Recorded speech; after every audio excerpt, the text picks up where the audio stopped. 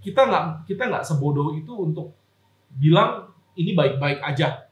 Itu menurut saya kita sekarang di tahap denial sih. Di tahap denial bahwa kita sekarang coffee ini tuh tidak baik-baik aja. Tapi karena peer pressure, semua orang bilang, oh ini coffee enak, oh ini coffee terobosan baru gitu. Nah itu bikin kita malah merasa, oh ini sebenarnya ya baik-baik aja. Mungkin yang gue yang kurang open minded. Nah sekarang menjawab pertanyaan kalian mengenai what do we think about infused coffees? Well, menurut kita sebenarnya ya sah-sah aja, baik-baik aja. Itu hak orang untuk menikmati coffee sebagai tersebut karena preferensi orang satu dengan yang lainnya itu berbeda. Namun di sini yang perlu digarisbawahi adalah traceability-nya. Selama infused coffee itu di state sebagai infused coffee, I'm okay with it. Karena infused coffee ini sebenarnya membantu beberapa varietal yang undervalue, contohnya seperti Timor and other Timor hybrids lah, untuk punya flavor profile yang lebih baik gitu. Sebenarnya kan infused coffee ini dulu dimulai diinitiate ketika pandemi, di mana one of our coffee partner di Colombia itu main cropnya itu selain coffee ada buah-buahan. Dan ketika pandemi kan buah unutilized. Jadi mereka coba berpikir gimana caranya buah ini kita bisa combine ke coffee, dan akhirnya mereka menciptakan namanya co-fermentation lah. Jadi buah ini diferment atau difermentasi bersamaan dengan coffee.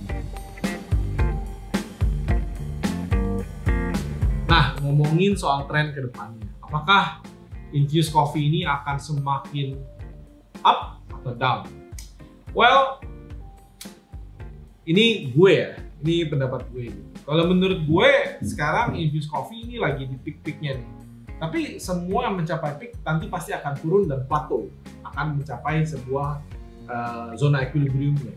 Jadi menurut gue ya nggak akan kemana-mana lagi gitu, karena ya pertama udah mentok, dua juga beberapa orang yang mungkin dulunya suka infused coffee karena pronounce gampang dicari, lama-lama juga udah capek minumnya gitu. Buat gue yang dari dulu nggak doyan ya emang karena capek banget minumnya, kayak aneh banget bisa tiba-tiba ada buah terus belakangnya bitter seperti itu. But that's what I think. But maybe other people who's really pro into this, into infused coffees, ya mungkin akan berkata sebaliknya gitu, dimana kompetisi sekarang mulai banyak yang pakai. Tapi kalau ngomong kompetisi, makin lama makin less kok, nggak sebanyak tahun lalu gitu yang pakai infused sekarang. Ya sekarang infused udah nggak bisa di state lah, mereka soalnya sebenarnya udah nggak pernah ada yang ngomong infused gitu. Cuman as we're getting into this stage, gue ngerasa akan semakin banyak orang yang appreciate a really good coffee like as it is.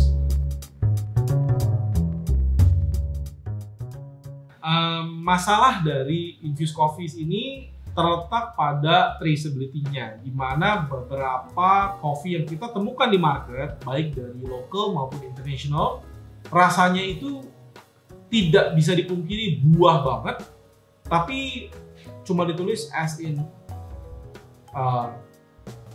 normal fermentation, maybe just anaerobics. Fruity funky yang kita anaerobic biasa, tapi kalau misalnya sampai bisa ke pinpoint contoh melon, ke pinpoint strawberry, ke pinpoint misalnya peach, and then written as just lactic fermentation.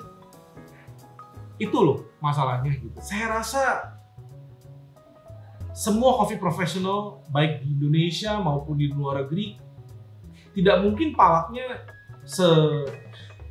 bisa dibohongi seperti itulah. Kita nggak sebodoh itu untuk bilang ini baik-baik aja. Itu menurut saya kita sekarang di tahap denial sih. Di tahap denial bahwa kita sekarang coffee ini tuh tidak baik-baik aja. Tapi karena peer pressure, semua orang bilang, oh ini coffee enak, oh ini coffee terobosan baru gitu. Nah itu bikin kita malah merasa oh ini sebenarnya ya baik-baik aja, mungkin ya gue yang kurang open minded. Gue bener-bener appreciate the producer yang steak coffee-nya di-infuse. It's fine. Turns out, dan memang gue akuin, gue pernah coba coffee yang di-infuse strawberry, di steak infuse strawberry yeast. Berarti di ferment dulu strawberry-nya baru di inokulasi ke coffee-nya. Itu di susu enak banget. Di susu bener-bener enak banget kayak ya strawberry milk gitu. Dan itu sah-sah aja, enak-enak aja. Dan gue even rekomend temen gue tahun lalu untuk pakai di kompetisi. Dan ya nggak apa-apa gitu loh, kan di steak. Ya kan? Yang masalahnya itu di poin tidak di steak gitu. Ya, jadi kesimpulannya dari pembahasan atau pendapat gue mengenai infused coffee kali ini adalah semua teman-teman yang pergi ke producer dan including guru yang kemarin gue ambil kelasnya untuk advanced sensory class, mereka tidak menemukan bukti apapun mengenai coffee mereka di-infuse di farm-farm yang mereka pergi. Seperti itu, yang terkenal lah mengenai flavornya yang nyentrik, yang unik. Mereka tidak menemukan itu. Jadi kita cuma bisa assume, menurut guru gua kita cuma bisa assume kalau coffee ini di-infuse. Banyak cara buat ngetes coffee ini di-infuse atau enggak. We test it on the lab pakai GCMS, LCMS, atau kita cupping paling simple, kita tutup hidung antara acidity sama flavornya nyambung atau enggak, itu bisa. Namun semua ini kembali lagi ke integritas diri masing-masing, integritas penjualnya dan integritas kitanya juga. Our belief, how do you want to direct your customers as a coffee professional? How do you want to educate your customers? Seperti itu. Gimana kita bisa mempertahankan value kita aja. Gak masalah apapun itu. That's it. See you on the next episode.